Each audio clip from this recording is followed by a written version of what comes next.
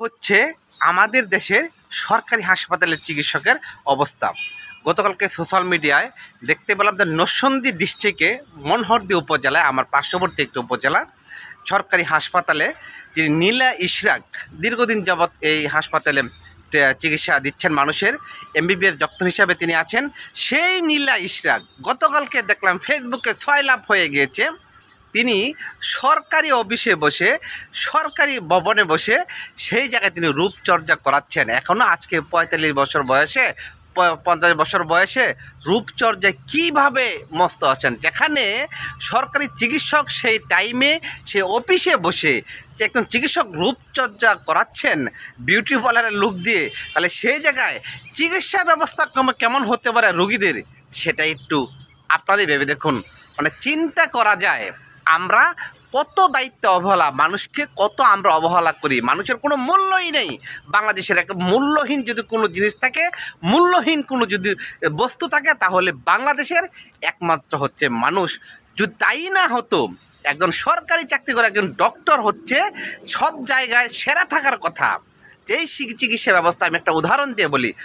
কয়েকদিন আগে আমার একটা পার্শ্ববর্তী গ্রামের ছোটো ভাই যখন রোড অ্যাক্সিডেন্টে সে মারা যায়, তখন সেই মনোহরদী হাসপাতালে নাকি বারান্দায় পড়েছিল, তাকে কেউ চিকিৎসা দেয়নি, তাকে চিনেনি বলে।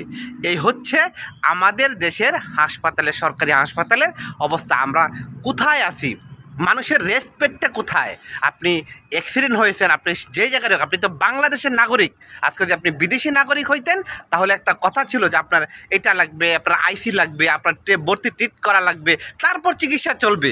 কিন্তু যেখানে বাংলাদেশের নাগরিক হওয়া সত্ত্বেও সেখানে হাসপাতালের বারান্দায় পড়ে থাকতে হয়, আর সেই সব ডক্টরের অফিসে বসে থেকে রূপচর্চা করে এখনও 45-50 বছর বয়সে কী দায়িত্বটা পালন করে, আমাদের বোঝার আর বাকি কিন্তু থাকে না। একটা মনোহরদী উপজেলায়, সদর উপজেলা, যেখানে সমস্ত ইউনিয়নের মানুষ সেখানে চিকিৎসা নিতে আসে, একটাই ভরসা, যেখানে মনোহরদী উপজেলা হাসপাতাল।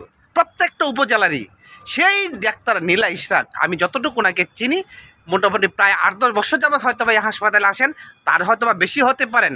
কিন্তু এই খবরের আড়ালে জানি না আরও কত অবহেলা করে থাকেন। যদি এই খবরটা আজকে অনলাইন প্ল্যাটফর্ম না থাকতো তাহলে হয়তো বা এটাও প্রকাশ হতো না। চিন্তা করা যায়, অফিসে বসে রূপচর্চা করাচ্ছেন আর রুগীদের কী চিকিৎসাটা দিচ্ছেন। এটা কি আমাদের আইডিয়া হয় নাই? অবশ্যই আমাদের আইডিয়া হয়ে গেছে। এ হচ্ছে রে ভাই আমাদের দেশের মানুষের মূল্যহীন যদি বস্তুর একটা জায়গা থাকে, মূল্যহীনভাবে যদি নিজেকে দুনিয়াতে বেঁচে থাকতে চান, তাহলে বাংলাদেশের মতো জায়গা আপনাকে জন্মগ্রহণ করতে হবে। আর যদি ডিফারেন্স বলে মানুষের মূল্য কোথায়, মানুষকে কীভাবে রেসপেক্ট করে, সব জায়গা থেকে মানুষকে মানুষ কীভাবে সম্মান করে, তাহলে বাংলাদেশ থেকে বের হয়ে অন্য দেশে আসতে হবে, তাহলে আপনি বুঝতে পারবেন।